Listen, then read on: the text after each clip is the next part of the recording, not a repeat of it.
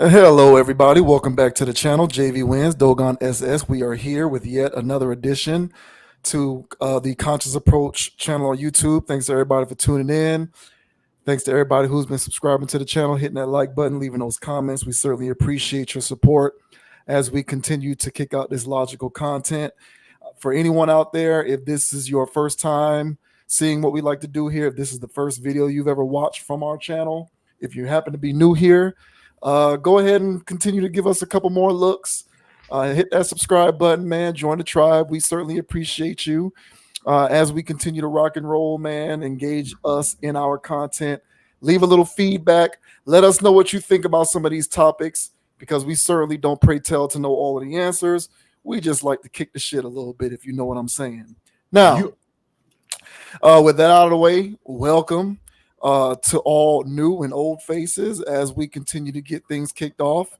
First thing that we are going to discuss this week is our comments made by NBA star Anthony Edwards and Magic Johnson's response to what Anthony Edwards had to say. Mm-hmm. For anyone who follows along with what's going on in sports with the NBA right now, one of the hot topics is comments that Anthony Edwards made during an interview in which he said that previous eras of the NBA had players that didn't have any skill. More specifically, he said back in the day, outside of Michael Jordan, nobody really had skill like that. And, you know, obviously that ruffled a lot of feathers. A lot of players from previous eras took issue with those comments. They didn't really like what he had to say. Magic being one of them, who felt as though Anthony Edwards' comments don't even deserve to be paid attention to, mainly because Anthony Edwards has not won championships. That is Magic's logic. So we're going to go ahead and discuss our thoughts on what Anthony Edwards had to say, as well as Magic's response. So let me pull this up here. We've discussed previous eras of the NBA and styles of play on the channel before. So it comes as no surprise that we're going to go ahead and give our thoughts on this here. So this says Magic Johnson takes vicious shot at Anthony Edwards over Michael Jordan comments. Los Angeles Lakers legend Magic Johnson wasn't going to let Anthony Edwards' comments on the 1990s old school era of basketball fly. After the Minnesota Timberwolves star blasted the older NBA generations for players' lack of skill, Johnson fired back with a savage response to put Edwards in his place. Johnson recently spoke to ESPN's Stephen A. Smith about Edwards' bold claim, telling Smith that Edwards hardly had the resume to justify his take. So what I'm going to do is I'm going to scroll down and read Edwards' comments first, and then I'm going to play the clip of Magic Johnson responding via a question asked by Stephen A. Smith.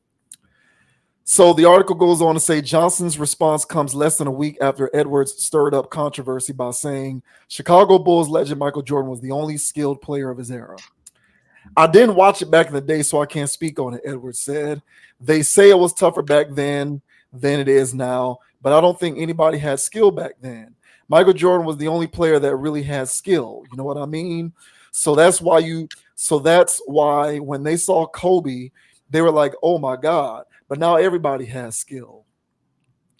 Where Edwards is lacking in trophies, the 23-year-old guard has made up for in confidence. The Timberwolves star unashamedly declared himself the number one option on Team USA squad in the Paris games this summer, even LeBron James, Steph Curry, and Kevin Durant on the roster. So in response to what Edwards had to say there, here's what Magic said when asked about it by Stephen A. Smith.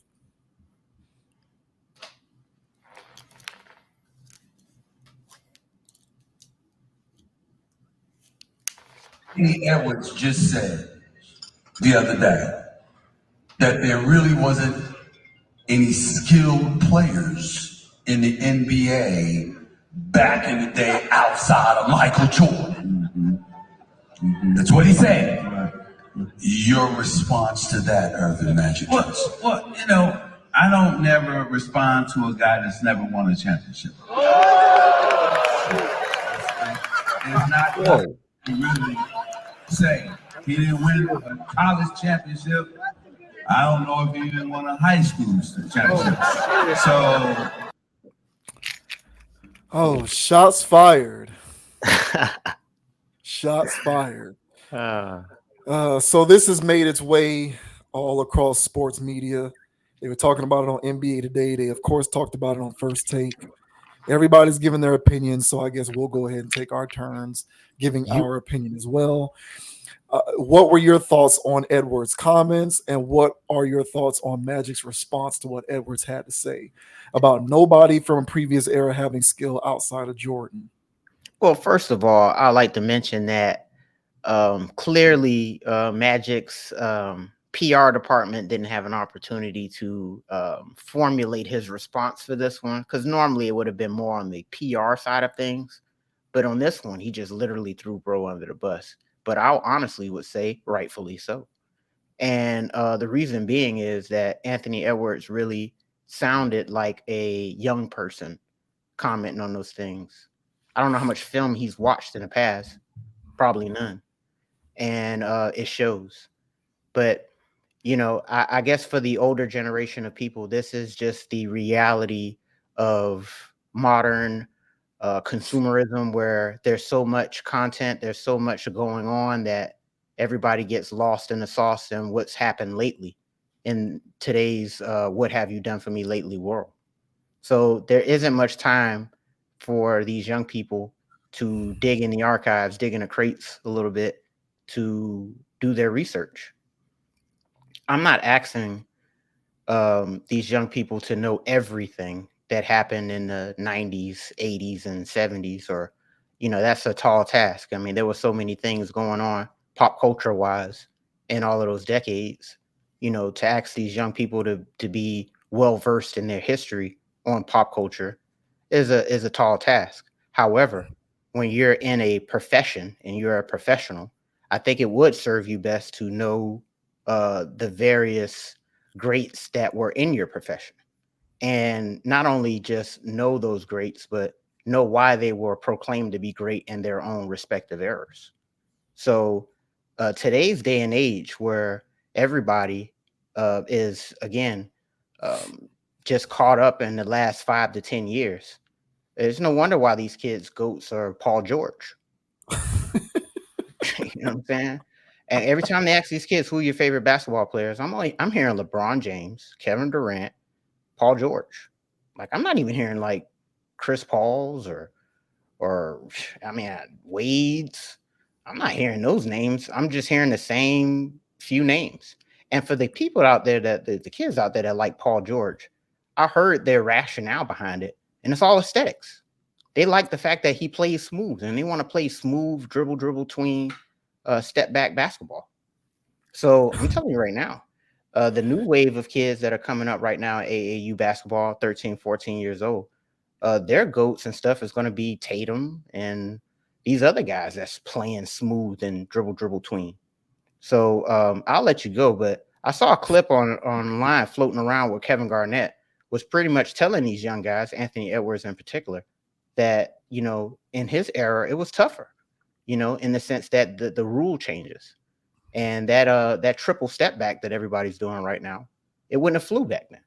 So how are you going to create your separation, especially when there was hand checking and other things involved?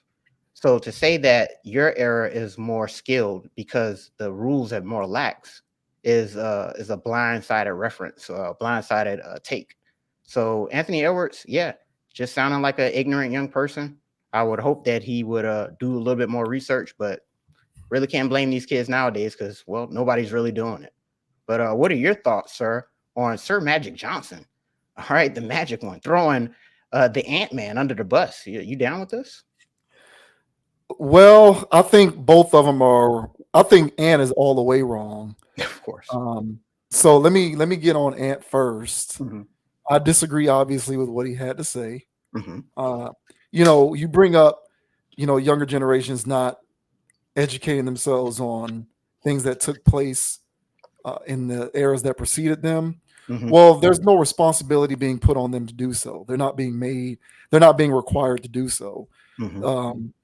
for the most part, the mainstream media reinforces the idea that the NBA has never been more skilled and that players are just naturally better overall than they were in previous eras.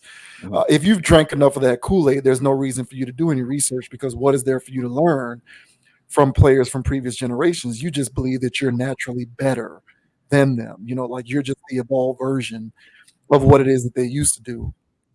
And before he became the head coach of the Lakers, JJ Redick was somebody who peddled this speech every single chance he got, where he'd get on television and he would argue how the NBA in the 70s and 80s and was just completely worse because NBA players were playing against firemen and policemen, as opposed to the way it's being played now, which is just completely skill based.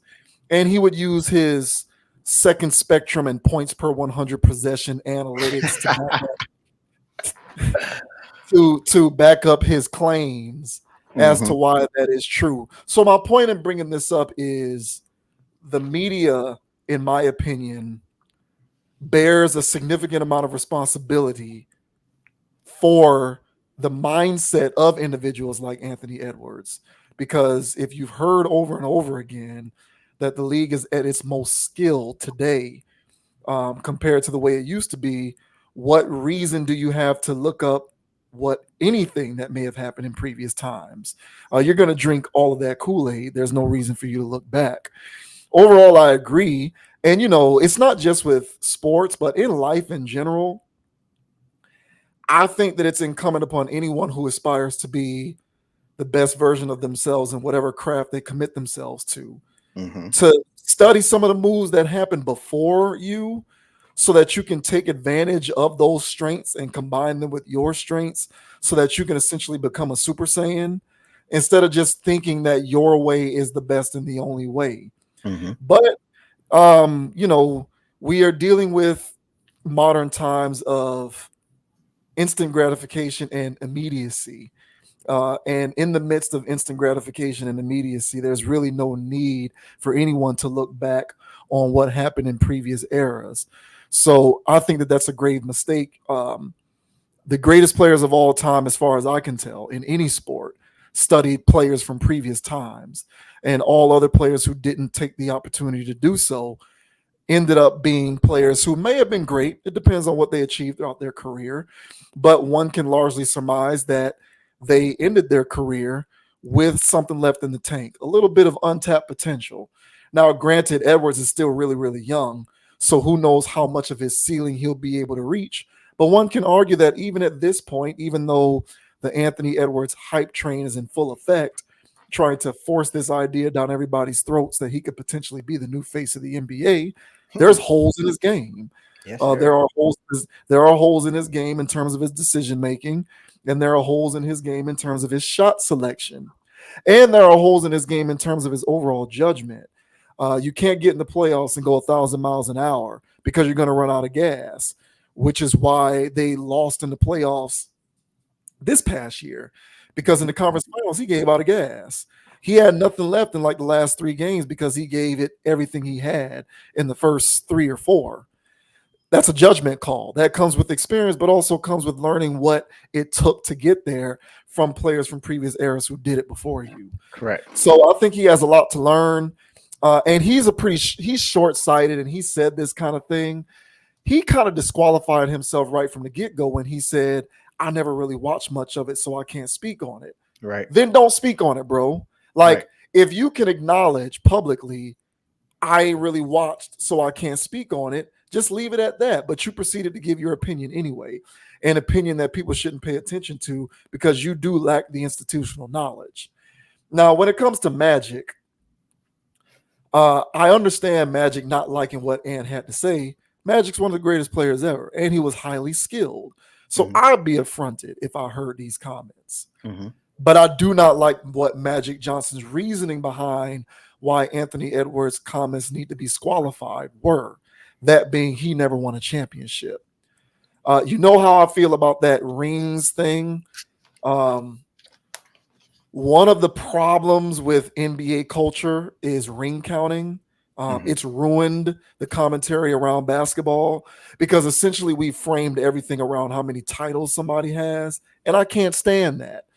They don't do that very much in the NFL, except when it comes to like the greatest ever.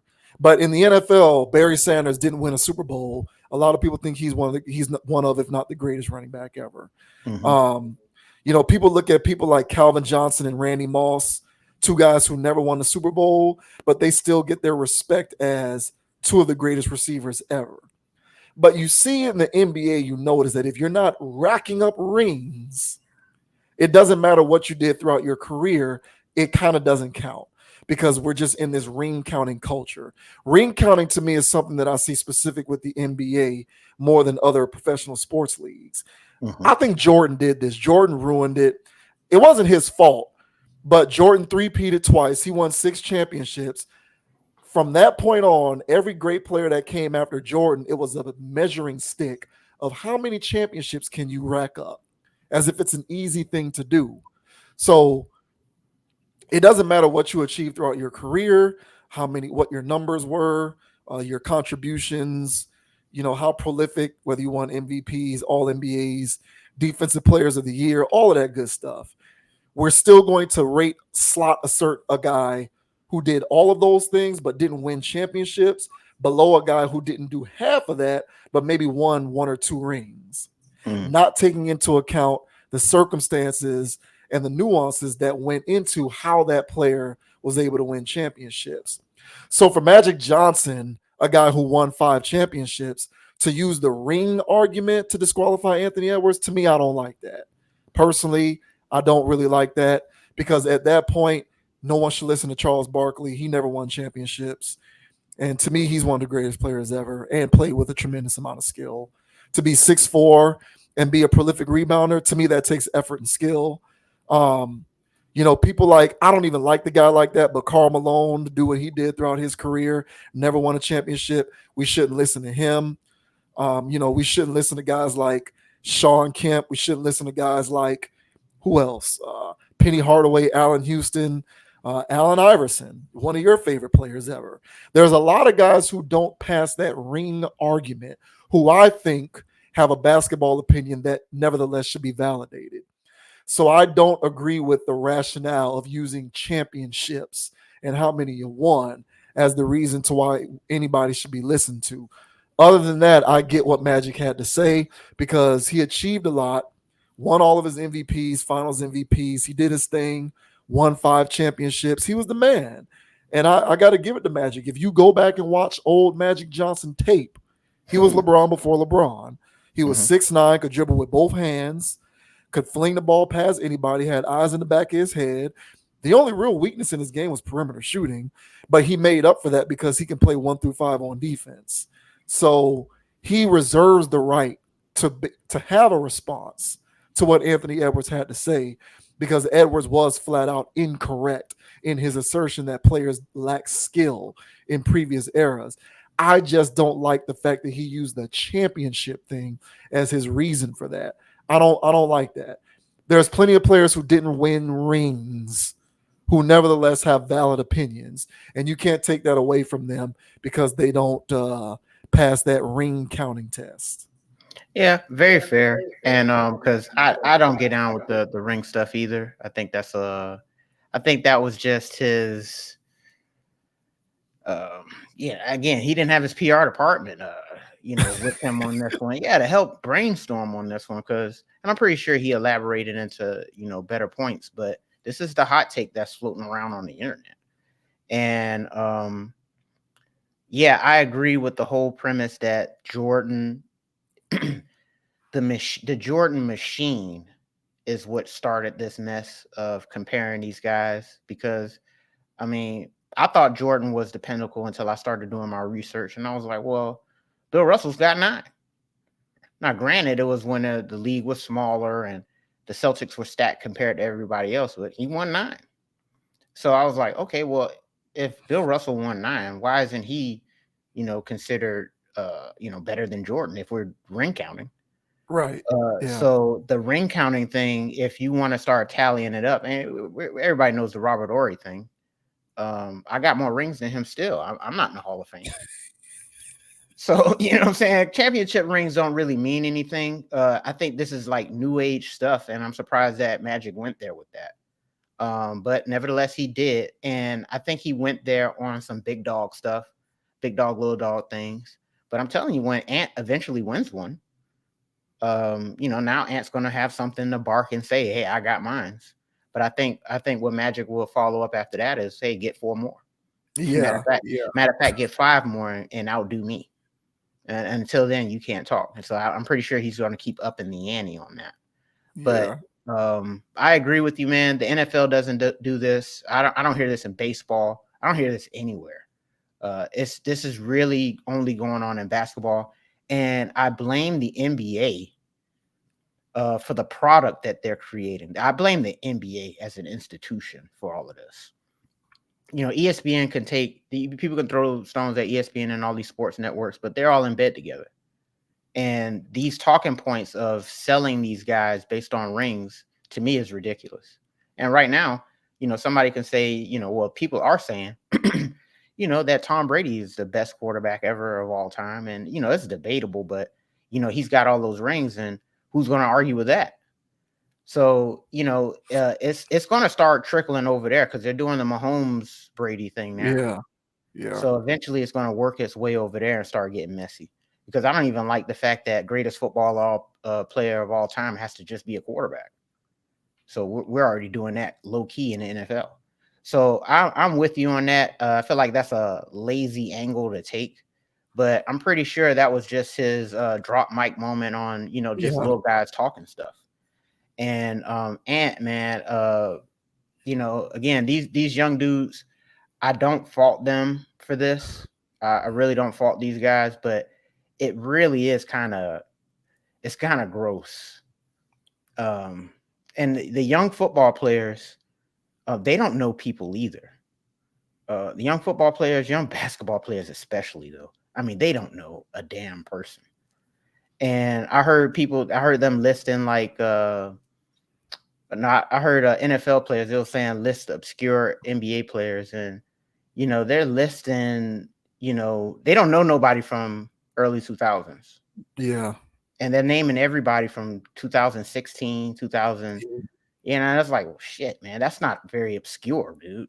But again, these young people, as we mentioned, they don't really go back in their archives and do homework. And as I said, I would really hope, if this is your profession, you would do it. I mean, we used to dig in crates, and that was back when basketball was life. Going to sleep with the basketball and walking with it in the hallway in school, and that was it. So, but it became a thing where we would come to school and just talk about stuff that we saw on ESPN, with the Lakers and the Celtics, to play back things and stuff like that. And yeah, we understood it was a different type of basketball, but at the same time, we appreciated the type of basketball that was going on in that era. And so when you talk about Magic and his no-look passes, those were genuine no-look passes. And as you said, those were really eyes on the back of his head, Jason Kidd too, by the way. But when we talk about today's no-look pass, like LeBron's no-looks are hardly not he's looking. But it's even worse with Tyrese Halliburton. I mean, Tyrese Halliburton got a whole compilation on YouTube. Do yourselves a favor and go look at it. He's got a no-look pass thing. I'm telling you, every no-look pass he made, he's looking dead at the person, makes the pass, and then looks away. Mm-hmm. And I go, well, that's not a real no-look. That's not eyes in the back of your head. But this is, look at the vision from Halliburton. Was it a good vision pass? Yeah, it was. But it wasn't vision that he saw him when nobody else saw him. I mean, he was looking dead at him. So today's day and age, man, it's a little wonky. It's a little weird. And Ant, for somebody that I would hope that would carry the torch, yeah, he's just talking like, another mumble rapper. He's talking like he watches First Take.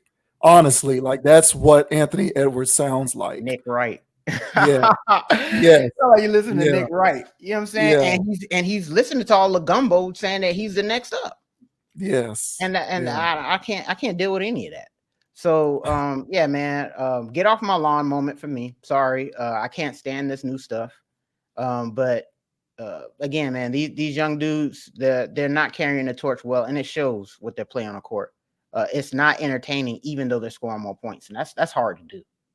But they're Yeah. somehow some way finding a way to do it.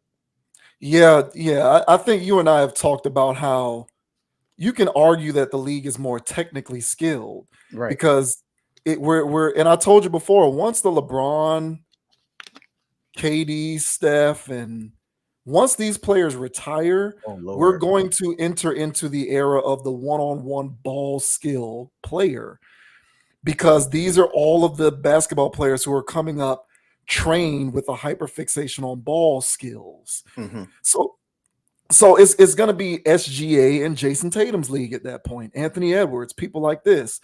And that's all well and good, but don't think that just because they can dribble in tight spots over cones and do step backs and side steps and shoot in awkward angles, that automatically by default translates into better. Like more skilled from the standpoint that that's specialized and takes a certain degree of specialized training, I'll give you that. But to what end does it matter if when you're in a real game, the manner in which you apply that specialized skill is in poor shot selection? See, that's my whole thing is like, yeah, I hear all of this. It's more skilled. The players are better and all of this kind of stuff.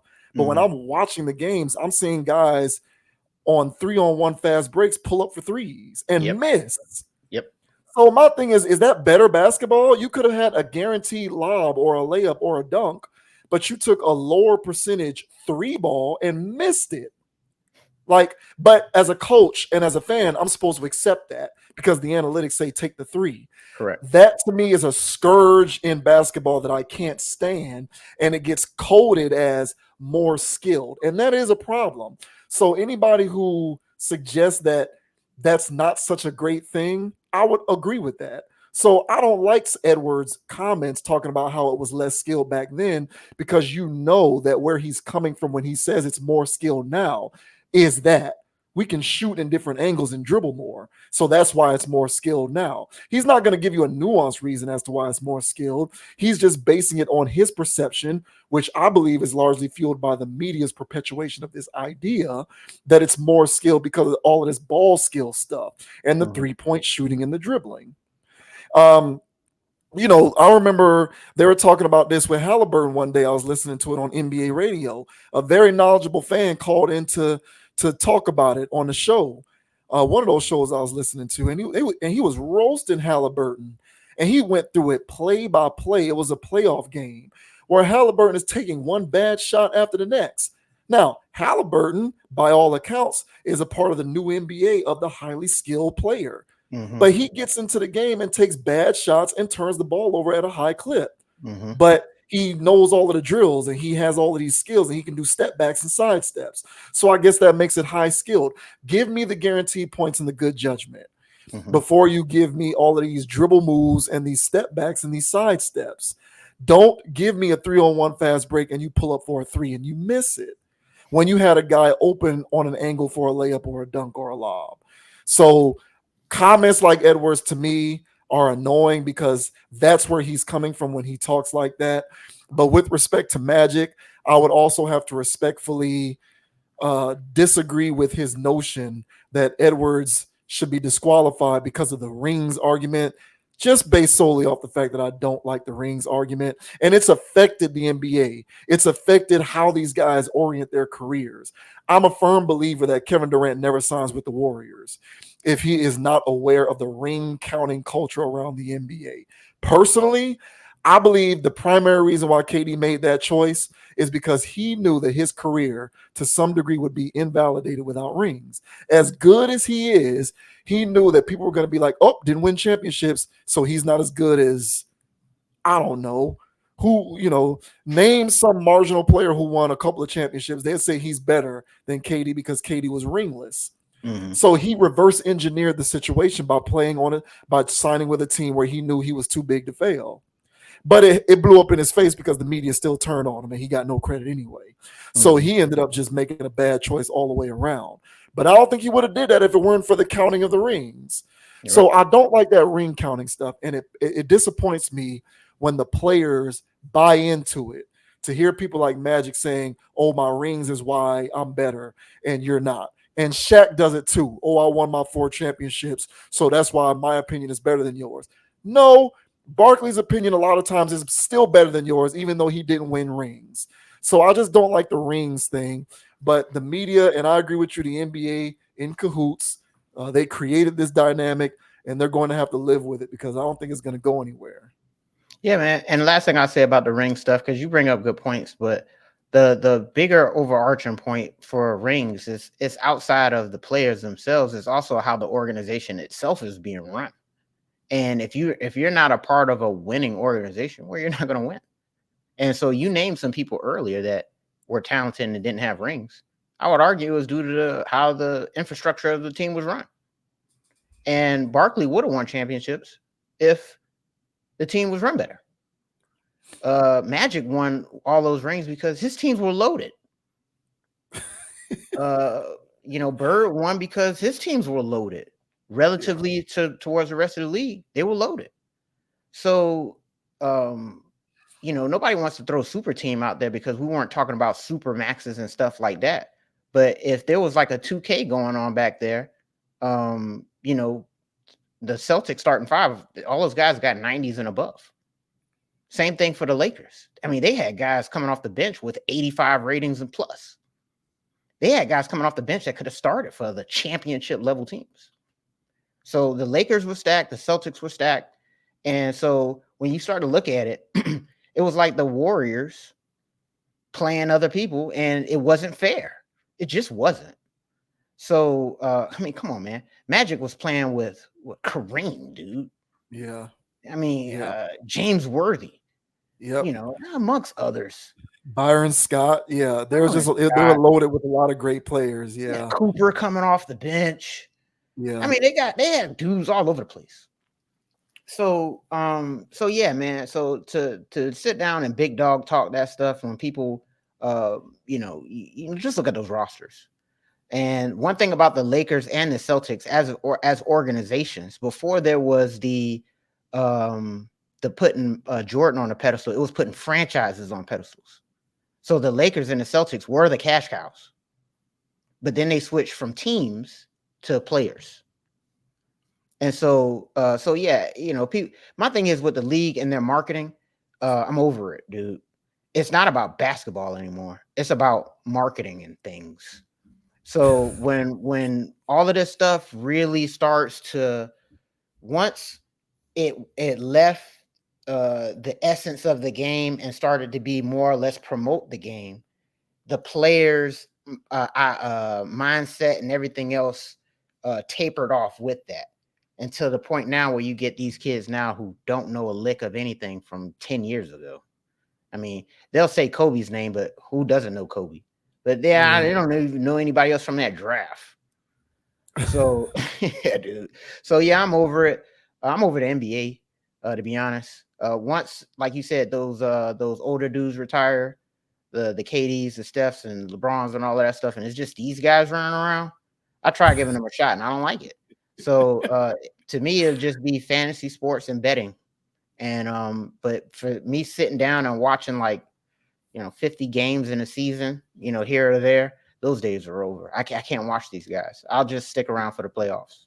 So, yeah, I feel you. And it hurts my heart to hear you say that, but I also can't blame you. It's sad. But yeah, I remember you couldn't pay me to watch more NFL and college football than NBA when I was a kid. Now it's flipped. yeah. Now I'm more college football and more NFL than NBA. And it's because of the culture around the NBA. It's unfortunate, but it is what it is. But yeah, the marketing machine behind the NBA has done it a disservice, in my opinion. Agreed. And it's disappointing to see the players buy into it too, and make decisions based with their careers based off of it. So, but it is what it is. I hear Magic. I understand his frustration, but I don't like the reason behind what he used to go at Edwards over. I don't like that ring count and stuff. Yeah. Agreed, bro. Get it right, NBA. Come on, man. Y'all can do it. No, they can't. No, they cannot. They're done.